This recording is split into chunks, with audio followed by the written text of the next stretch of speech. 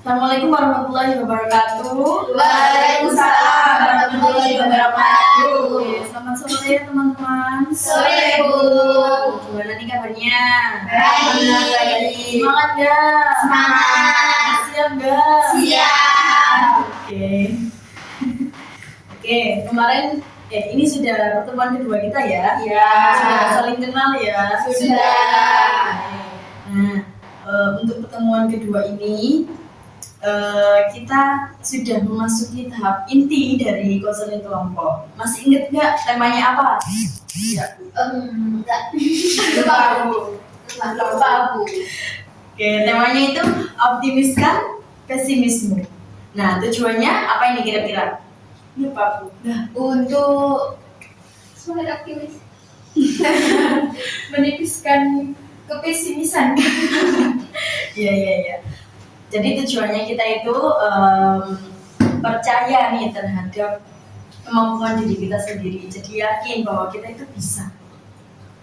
Oke, nah untuk mempersingkat waktu karena kita sudah sepertinya kalian sudah terlihat sedikit lelah ya. sedikit ya. Banyak. Tapi masih semangat kan? Semangat. Oke, untuk mempersingkat waktu kita langsung saja. Saya ingin kalian bercerita secara singkat saja tentang apa yang kalian alami yang berhubungan dengan tema dan tujuan di balik kelompok ini. Oke, dari mulai Mbak Karina dulu. Iya Bu, jadi saya itu kayak ini Bu ya, kayak apa percaya gitu loh Bu, buat kedepannya itu kayak apa gitu, karena kan saya kuliah ini itu apa prodinya itu bukan sesuai sama saya, itu kayak ya menjalanin aja gitu, karena kan ini itu pilihan dari keluarga seperti itu sih Bu. Tapi kayak ya apa ya Bu ya, bingung juga karena kan ya keluarga kan donatur utama gitu lah Bu ya sih gitu. Oke, tapi selama ini kan enjoy aja kan? Alhamdulillah enjoy Bu, alhamdulillah juga gimana ya bisa ngelewatin gitu loh Bu, alhamdulillah juga nilainya itu bagus gitu. Tapi tetap masih nggak percaya ya? Iya kan, bisa nggak ya, kan ini nggak sesuai sama saya gitu. Oke. Mbak Lilis, gimana? Saya ini sih Bu, nggak percaya diri, kayak kemampuan diri saya tuh bisa nggak ya saya sampai bekerja gitu. Apalagi kan apa ya, saya sama kayak Mbak Karin, kayak nggak apa ya sesuai lah, nggak sesuai sama prodi yang saya jalankan sampai sekarang. Jadi saya kayak mikir kedepannya bisa bekerja nggak ya, apa harus sesuai sama kerjaan saya ini, atau nanti kerjanya itu melenceng kayak gitu sih. Tapi selama ini merasa tertekan nggak? Tertekan sedikit tertekan. Tapi tetap dijalani ya? Iya. Oke. Kalau Mbak Dia? Kalau saya sih ya sama kayak mereka berdua ya ceritanya. Kalau buat jurusan ini ya bukan kemauan saya sepenuhnya gitu. Ya dari orang tua. Terus itu saya tuh juga bingung Bu, kalau lulus ini saya tuh mau kerja apa gitu loh. Apalagi di jurusan saya itu pekerjaannya itu lowongannya itu sangat minim. Pokoknya itu pendidikannya. Tapi di tahun ini tuh pendidikan itu mau disulitkan loh. Jadi kayak guru honorer udah mau ditiadakan. Terus itu nanti gaji guru itu semakin kecil gitu. Nah, kalau jurusan saya kalau nggak jadi guru itu kayak susah banget gitu kalau mau nyari lowongan gitu. Jadi saya tuh takutnya tuh malah nggak jadi apa-apa gitu.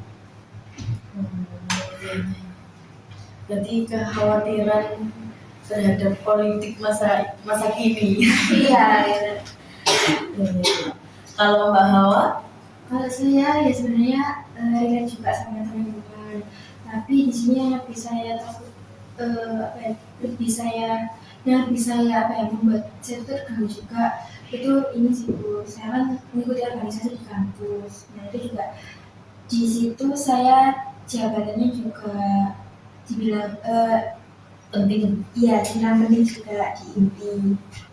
Nah, karena ini saya tuh takut kalau semua program-program yang sudah saya jalankan itu kayak apa ya Bu ya, biasa aja gitu loh, nggak ada hasilnya gitu sih. Berarti takutnya itu nggak bisa jadi Pemimpin yang baik. pemimpin yang baik. Iya. Nah, dari kalian semua kan sebenarnya kalian itu punya kemampuan diri, tapi mungkin tidak percaya gitu ya terhadap kemampuannya. Oke. Nah, sekarang nggak mungkin kan kita bahas semuanya sekarang kan. Nah, dari kalian nih mau sepakat masalahnya siapa yang ingin dibahas? Terlebih dahulu. Kalau saya masalahnya bahwa tadi juga bahwa bilang mengganggu ya, jadi mungkin sampai sekarang juga bahwa ini juga kesehariannya juga terganggu karena pemikirannya yang seperti itu tadi. Lebih aja Mbak Hawa sih. Ya. Kalau dari saya juga gitu ya. Kalau ini kan yang paling dibutuhkan bahwa sekarang ya kayak jadi pemimpin yang baik. Karena sekarang Mbak Hawa kan juga menjabat kan ya, jadi tanggung jawabnya itu lebih besar gitu loh. Iya, iya. Kalau Mbak Karina? Sama sih Bu, mungkin ke Mbak Hawa, karena kan Mbak Hawa juga menjabat tadi di Salaman ini tadi kan, jadi kalau nggak baik tadi kan kayak gimana gitu loh Bu, nggak enak juga kan, udah dipilih sebagai ketum nih Mbak Hawa. Dong ketum. Oke. Mbak Hawa sendiri gimana nih? Bersedia atau nggak bersedia? Bersedia sih Bu, soalnya saya juga merasa terganggu sekali ya Bu dengan menjabat, maksudnya dapat jabatan di jabatan inti gitu. Iya. Oke. Sekarang coba sih Mbak Hawa ceritakan lebih detail, lebih panjang lagi mengenai masalahnya yang dialami. Jadi saya dipilih jadi ketum itu bukan bukan kita misalnya ada tes atau apa gitu enggak, tapi langsung dipilih, ditunjuk tiba-tiba jadi ketum. Nah, saya ini sebelumnya belum ada sama sekali pengalaman ikut organisasi di SMP, di SMA juga nggak pernah, mungkin cuman ekstra ya, tapi nggak sampai akhir gitu loh Bu, cuman sampai tengah-tengah aja terus udah nggak ikut lagi gitu. Terus kalau di rumah ya paling Karang Taruna itu pun cuman setiap 17 Agustus ya ramenya. Selain itu saya belum pernah sama sekali ikut organisasi-organisasi gitu. Nah, akhirnya pas saya masuk awal kuliah, saya tuh sebenarnya nggak tahu Bu kalau ada informasi tentang organisasi ini. Setahu saya kalau di kampus itu namanya BEM ya Bu, tapi kalau di sini itu di kampus kita itu namanya SEMA. Terus ada teman sekelas saya yang ikut sama juga. Terus saya kepingin tahu juga loh Bu, gimana sih rasanya ikut organisasi itu. Sebenarnya cuma iseng aja, sama biar nambah ini juga poin, biar ada poinnya, biar juga pengen ngerasain rasanya pulang malam kalau rapat itu gimana sih, emang secapek itu rasanya.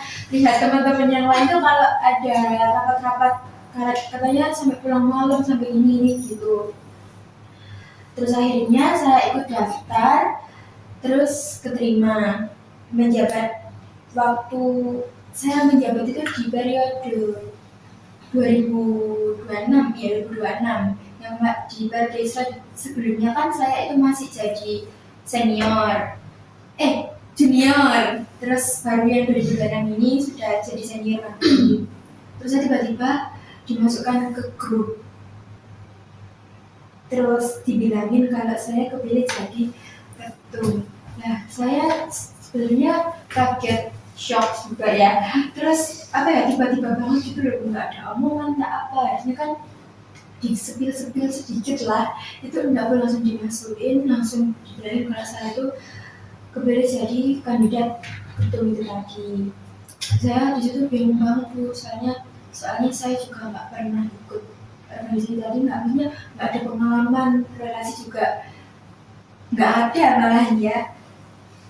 Terus akhirnya ya udah, saya tuh sebenarnya mau ini kayak mau mengundurkan diri, tapi saya diwanti sama ketum beliau, gak apa jalanin aja, bisa kok bisa. Nah, saya ini udah pesimis duluan Bu, saya kan gak ada pengalaman, gak ada relasi dan lain-lain, tiba-tiba dipilih jadi ketum.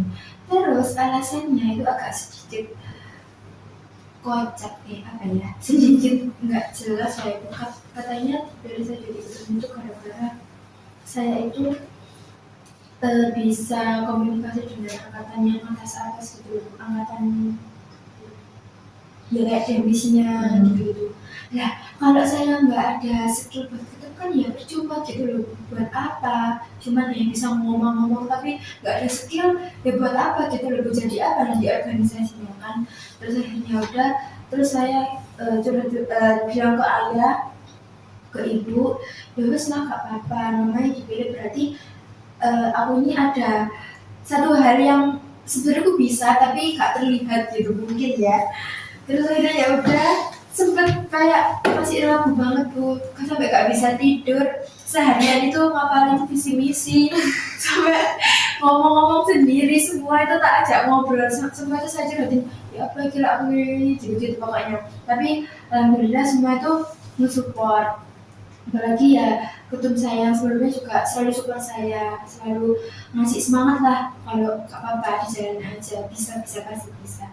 Terus akhirnya sudah hari itu pas waktunya coblosan pemilihan, akhirnya saya terpilih jadi ketum itu. Itu sih ceritanya awalnya. Mungkin selama ini ya jadi junior namanya. Ya. Jadi junior mungkin Mbak Awa itu orangnya yang kompeten, terus konsisten, makanya dipilih jadi SMA. Maksud saya itu maaf. Tapi di sisi lain tuh saya tuh nggak merasa ada gitu loh, kayak apa ya, kadang juga rapat itu saya sering izin, ya nggak sering-sering sih, mesti ada izinnya gitu loh, nggak setiap hari rapat masuk ikut, mesti ada nakal-nakalnya gitu. Ya mungkin dari beberapa angkatannya Mbak Hawa itu yang terlihat potensinya itu Mbak Hawa mungkin ya, makanya dipilih jadi ketum. Keraguannya itu tadi mulai dari kapan dialami? Ragunya itu mulai dari awal proker SEMA itu ada musyawarah besar. Nah itu saya itu benar-benar selama persiapan itu saya tuh pikiran saya tuh udah gak enak gitu, berarti saya tuh benar-benar gak tenang. Dan ternyata benar pas pagi hari H, benar-benar sebenarnya nggak salah semua sih, kayak ada beberapa hal yang nggak saya nggak lebih cek lagi gitu loh, nggak saya teliti lagi gitu loh, jadi akhirnya jadi salah paham gitu di awal itu Bu, langsung sampai seterusnya saya jadi pesimis, soalnya saya mikirnya gini, awal progresnya udah kayak gini, jadi nanti bahasa Indonesia itu apa? Apalagi nanti progres selanjutnya tambah gimana gitu kan Bu. Terus apalagi di situ juga saya ada satu orang yang benar-benar orangnya sih ya baik, tapi suka sedikit mengget. Saya itu kadang juga sedikit kalau di situ itu langsung iya gitu Bu. Oke.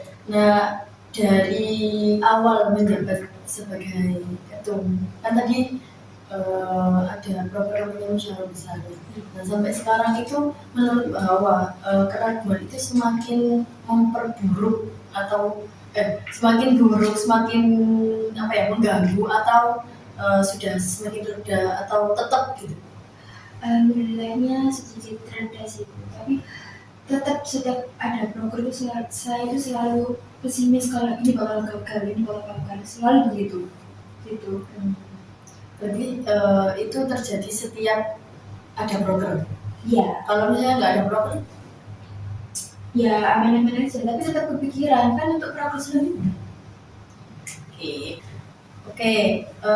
Dari beberapa hal yang kamu katakan tadi, mulai dari dialami saat pertama menjabat, kemudian semakin mereda ya, semakin mereda dan lain-lain.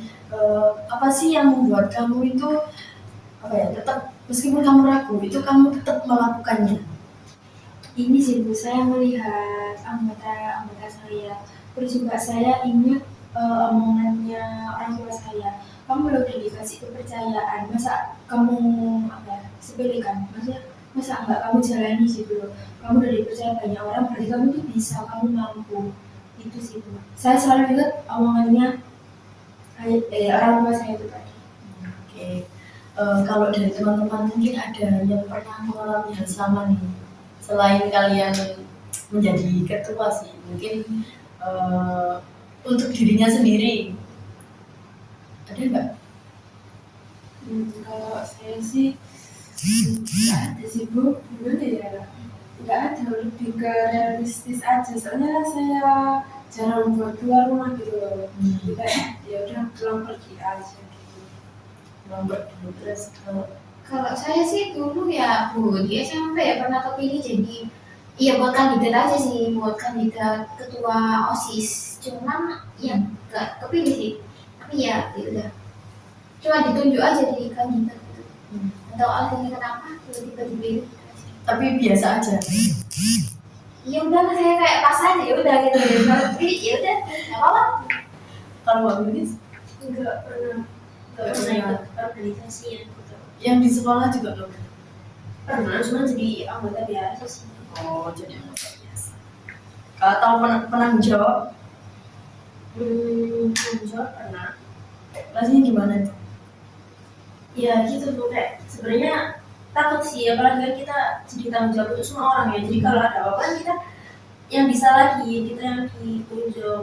Pernah sih, cuman ya kalau misal apa ya, pikiran-pikiran saya yang kayak Mbak Muhammad tadi nggak oke. Oke. Oke. Dengan kondisinya bahwa yang penuh dengan keraguan ya. Kira-kira bahwa ini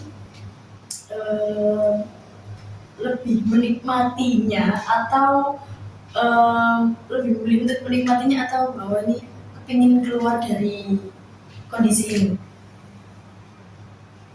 Ya mau nggak mau ya harus saya nikmati ya Bu. Kalau keluar kan nanti jadinya kayak saya lari dari tanggung jawab saya.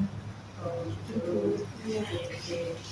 Nah, untuk selain keluarga nih, kan tadi ayah sama ibu kan tahu. Iya. Mungkin dari teman Ada. Semua teman saya curhat ibu tentang ini.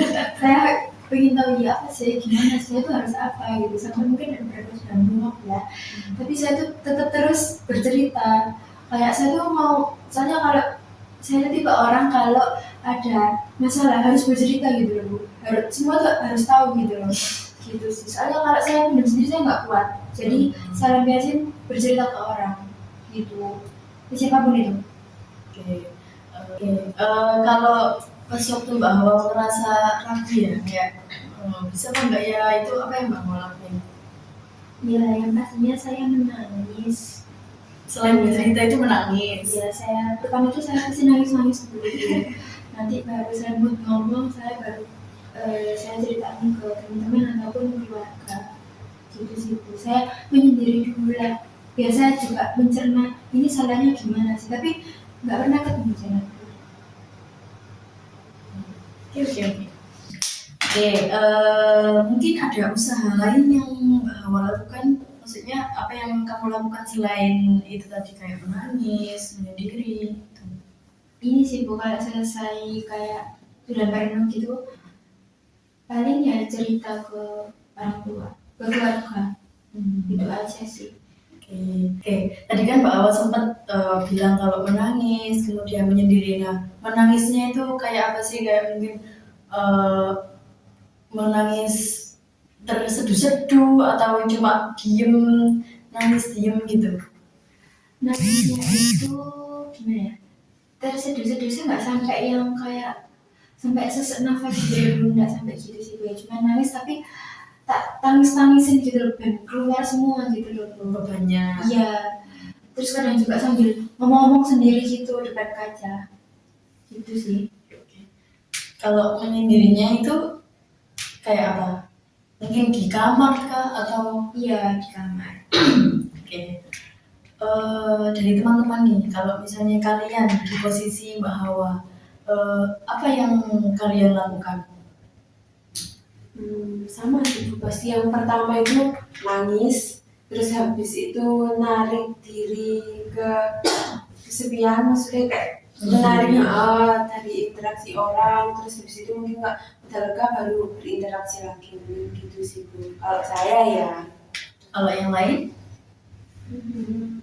Iya sama kayak Mbak Hawa tadi kan juga apa ya, melepaskan apa ya, dengan cara menangis kok udah bagus sih Bu, karena kan nggak melukai diri ataupun orang lain, jadi pelampiasannya ya juga di diri sendiri, dilepaskan sama beban-beban tadi, baru kalau apa ya namanya, kalau udah lega itu baru ngomong, itu lebih baik ketimbang marah-marah ke Orang-orang. sekitar. Iya, dengan biasanya itu tetap. Kalau Mbak Dia? Kalau saya sih sama ya kayak temen-temennya, lebih ke melampiaskan kayak nangis aja gitu. Karena kan habis nangis itu rasanya udah plong gitu loh, udah selesai gitu. Biar nggak terlalu benar. Tapi emang perempuan kita main perasaan ya. Iya. Jadi kalau ngadepin masalah itu masih nangis dulu. Iya. Baru nanti dipikirkan. Betul. Oke. Jadi teman-teman ini hampir sama ya yang dilakukan saat posisi jadi Mbak Hawa. Nah, tadi Mbak Hawa sudah bercerita terkait masalahnya, mulai dari keraguannya ini muncul dari awal menjabat, kemudian di waktu saat ada proker, terus kemudian Mbak Hawa juga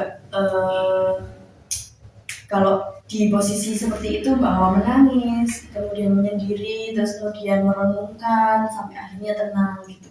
Kemudian bercerita ke keluarga. Oke. Nah sekarang Mbak Hawa ini dari masalah yang dialami, apa sih yang ingin diubah sama Mbak Hawa? Ini sih Bu, saya ingin menghilangkan rasa keraguan saya terhadap itu tadi.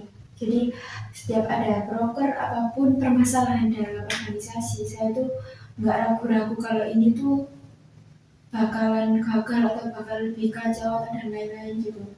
Pokoknya apa ya, menghilangkan keraguan itu tadi sih. Terus juga bisa lebih tenang. Kadang juga saya kayak apa ya, terlalu gobo-gobo jadi bingung sendiri gitu sih Bu. Oke, nah dari yang tadi Mbak Hawa lakukan kayak menangis, kemudian menyendiri itu mau diubah seperti apa? Kalau itu saya juga masih bingung nih Bu, maksudnya dirubahnya seharusnya seperti apa, karena menurut saya nangis itu udah mentok gitu ya Bu. Mungkin ada ini sih Bu, saran dari teman-teman itu gimana? Oke, gimana teman-teman? Pelampiasan bahwa ya. Iya. Kalau saya ya, kan pernah juga kayak kepikiran gitu. Saya tuh menuliskan di note gitu. Tapi itu dengan tanpa kata yang baik. Jadi semua walaupun kata-katamu buruk, kamu kayak mengumpat apa itu tulis semua di situ. Sampai selesai, sampai ceritamu yang ada di otak ini udah selesai gitu. Ya, terus salurkan gitu. Dengan cara menulis. Iya. Mengerti kan jadi bisa sih. Ngerti juga bisa. Iya. Kalau nulis kan kayak anak kecil kan nggak zaman kan. Mending diketik aja di belakang. Ya. Atau juga AI juga bisa ya. Iya. Oke. Yang lain? Sama sih Bu, tapi kebanyakan itu nangis dulu sih daripada nulis, soalnya kan udah moodnya itu kayak udah jelek gitu loh Bu. Buat nulis itu kayak aduh udah malas, nangis dulu nanti kayak udah agak tenang kayak kenapa ya ini gini, baru kayak dipikirkan gitu loh Bu gitu. Kalau saya sih gitu. Oke. Kalau menulisnya sama. Ya kalau menurut saya kan ini pelampiasan ya Bu. Kalau menurut saya ya tergantung Mbak Hawanya. Mbak Hawa suka yang apa, kesukaan Mbak Hawa dari Mbak Hawa. Jadi bisa dilakukan waktu Mbak Hawa mulai memikirkan hal yang seperti tadi. Jadi kayak ragu atau gimana, Mbak Hawa bisa langsung melampiaskannya itu ke hal-hal yang positif. Jadi misal Mbak Hawa suka membaca atau segala macam yang Mbak Hawa suka itu apa, tergantung kesukaan Mbak Hawa sendiri. Jadi bisa dilakukan Mbak Hawa pada saat itu tadi, waktu pusing-pusingnya itu. Oke, baik Mbak Bilkis. Terima kasih ya sarannya. Oke, mungkin dari saran teman-teman tadi ada yang relate nih sama keinginan Mbak Hawa. Iya sih Bu, ada dari Mbak Bilkis tadi. Kalau dari Mbak Karin sama Mbak Dia kayaknya tadi Mbak Karin bilang kalau Menangis. benar tuh nggak bukan nangis tapi Iya. saya juga kalau di saya nggak relate gitu kan. Tapi tadi Mbak dari saran Mbak Bilkis saya jadi langsung Punya gambaran. Iya, punya gambaran. Ini sih Bu, saya lebih ngajak ibu keluar. Soalnya saya itu apa-apa kalau keluar beli apapun itu selalu sama ibu. Gitu sih. Terus juga sambil cerita-cerita gitu. Jadi bisa bisa sedikit merefreshkan juga ya kalau lagi sedih atau apa, keluar sama ibu situ. Soalnya sampai juga saya belum mencoba kan, saya juga bingung saya tuh harus ngapain. Jadi gitu sih. Kadang ibu juga sempat ngajak tapi saya hirauin gitu loh, aku gak mau pengen sendiri aja. Tapi dari saran Mbak Bilkis saya ada sedikit gambaran, oh iya ya, saya juga belum mencoba gitu sih. Oke, dari Mbak Hawa kepingin memakai ini ya, saran dari Mbak Bilkis. Oke, nah berarti dari yang awalnya Mbak Hawa ini ketika mengalami kondisi yang penuh dengan keraguan tadi, menangis, kemudian menyendiri gitu, itu kepingin diubah ke hal yang positif. Melampiaskan ke hal yang positif seperti ngajak ibu keluar, jalan-jalan, beli apa-apa gitu. Oke, nah di sini untuk membantu Mbak Hawa mencapai tujuannya, saya punya satu teknik namanya itu modeling. Nah, modeling itu digunakan untuk Mbak Hawa itu mempelajari perilaku baru dengan mengamati atau meniru perilaku orang yang dijadikan model. Jadi misalnya gini, kalau saya nih ya, saya punya tokoh inspirasi. Contohnya kayak siapa ya? Pak Prabowo gitu. Contohnya nih Pak Prabowo itu bisa jadi pemimpin itu apa sih yang sudah dilakukan, terus pas jadi pemimpin itu apa sih yang dilakukan gitu. Jadi meniru apa yang beliau lakukan sehingga menyambung gitu loh sama saya pengen jadi kayak gitu. Paham Mbak Hawa? Teman-teman paham? Oke. Nah, apakah setuju kalau misalnya saya ngasih teknik modeling? Boleh. Oke. Teman-teman juga setuju ya? Oke. Nah, sekarang Mbak Hawa nih, adakah tokoh inspiratif menurut Mbak Hawa? Ini harus tokohnya itu harus artis. Oh enggak. Bebas ya Pak. Ini sih Bu, saya lebih ke ayah saya. Iya, soalnya ayah itu juga ikut organisasi, terus juga beberapa kali dipilih sebagai ketua juga. Jadi kalau ada apa-apa, saya itu ceritanya ke ayah kan Bu, terus ayah juga sering ngasih semangat juga kalau jadi pemimpin itu harusnya gini gitu. Selalu ngasih solusi lah. Gitu. Oke. Jadi Mbak Hawa ini tokoh inspirasinya itu ayah sendiri ya? Iya. Kalau teman-teman siapa nih? Mbak Karina siapa? Kalau saya sih ini sih Bu, siapa mau di Ayunda karena itu cewek tapi buat ngejar pendidikan itu kayak giat gitu loh Bu. Jadi kayak semangat aja, pengen aja kayak gitu, kayak ya nunjukin kalau ternyata perempuan itu harus bisa, nggak selalu harus kayak lemah gitu. Oke. Bagus. Terus Terus saya boleh nggak tokoh inspiratifnya cowok? boleh. Kalau saya Kaminda Bu. Pemimpin itu siapa sih? Kaminda itu kayak streamer. Oh, saya nggak pernah itu ya, maksudnya saya nggak pernah tahu dunia streamer itu kayak gimana ya. Jadi ceritakan aja nggak apa-apa. Jadi dia tuh streamer yang mulai banget dari nol. Dia tuh dulu tuh bener-bener dihujat gitu loh Bu. Dari mulai meja ini loh, dibuat duduk aja dihujat Bu. Dari meja kayak Kursi. iya, oh ya kursi. Dari apapun itu baru dihujat Bu. Tapi dia tuh kayak menerima, iya. Sampai sekarang akhirnya dia jadi streamer besar dan keren aja sih menurut saya. Jadi caci maki itu bener-bener apa ya, ditelan mentah-mentah. Tapi hasilnya nyata sampai sekarang. Keren aja sih menurut saya. Berarti Mbak Belis ini pengen jadi streamer. Iya. Oke, kalau Mbak Dia? Kalau saya sih Najwa Shihab ya. Kan jadi cewek tuh apa ya, Najwa Shihab itu kayak orang yang berani banget gitu. Kalau semisal ada yang menyela dia atau mengolok-olok dia gitu ya, dia tuh langsung apa ya, berani langsung speak up gitu. Jadi bukan apa gambaran cewek yang menye-menye, yang apa bisa direndahkan, bisa diinjak-injak gitu. Dia tuh sangat-sangat kuat gitu. Jadi saya itu juga pengen kuat kayak dia gitu. Oke. Sip, kalian sudah punya inspirasi ya. Oke. Bahwa saya kan bilang kalau fans ya bahasanya ya sama ayahnya. Boleh diceritakan nggak sosok ayah itu seperti apa kalau menurut Mbak Nurul? Kalau menurut saya ayah itu ini sih Bu, selalu mengusahakan keluarganya. Pertama, ayah itu selalu biasanya kan suami itu pasti selalu memuliakan istrinya ya. Iya. Tapi kalau ayah itu bisa memuliakan istrinya dan juga anaknya.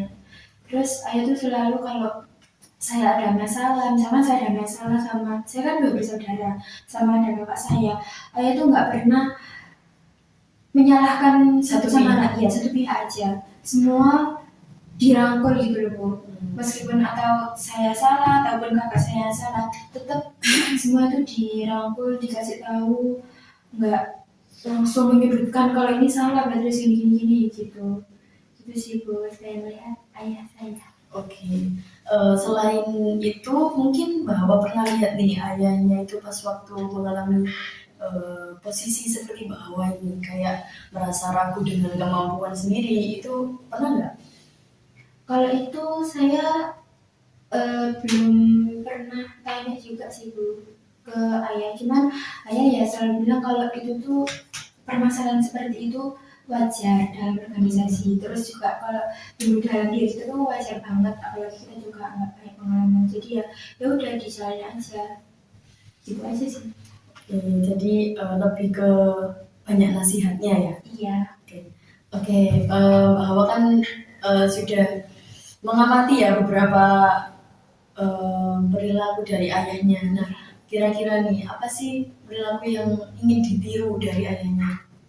Ini sih Bu, saya tuh selalu dikasih nasihat sama ayah kalau kita dalam memimpin tuh harus transparan, harus terbuka sama anggota kita.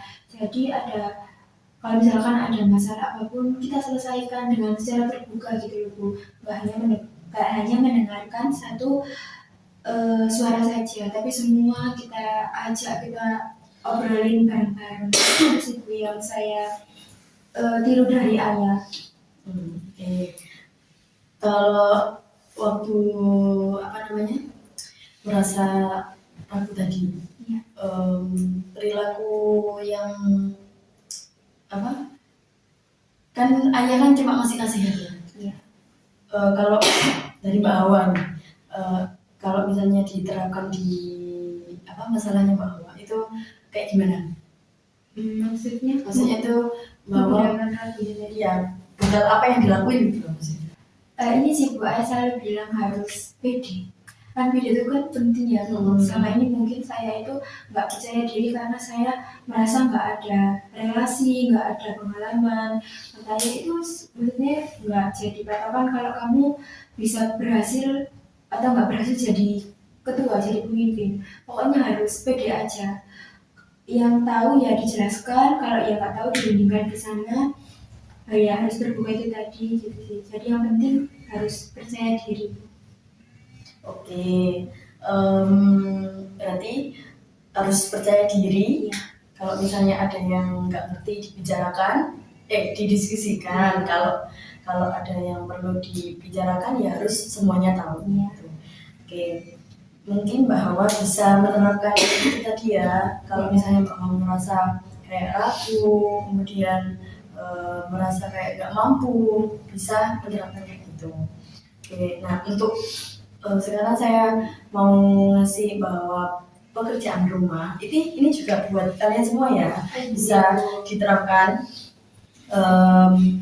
Jadi yang sudah menjadi apa ya, kayak istilahnya kayak apa, cerminan buat kalian dari idola kalian itu bisa kalian terapkan di saat situasi yang membuat kalian tuh kayak nggak nyaman, ragu atau yang lain-lain. Bisa kalian terapkan sesuai dengan kalian masalah kalian tadi yang diceritakan. Oke, untuk Mbak Hawa, saya berharap Mbak Hawa juga bisa tetap konsisten dengan teknik yang sudah saya ajarkan tadi ya, teman-teman juga khususnya. Nah, Saya yakin kamu bisa. saya yakin kamu pasti bisa, dan kalian juga pasti bisa melewati masa-masa sulit ini. Oke, untuk Mbak Hawa, di pertemuan minggu depan nanti kita evaluasi lagi ya, Mbak Hawa sudah berhasil buat menerapkan perilaku itu tadi yang meniru dari fansnya Mbak Hawa. Tuh, oke, ada yang ditanyakan teman-teman? Sudah ya, Mbak Hawa jangan lupa, dan teman-teman juga bisa dicatat kalau misalnya kalian nggak ingat ya. Ya Bu. Kalian sudah berhasil melupakan. Ya. Oke, terima kasih atas waktunya. Assalamualaikum warahmatullahi wabarakatuh. Waalaikumsalam warahmatullahi wabarakatuh. Terima kasih Bu. Ya.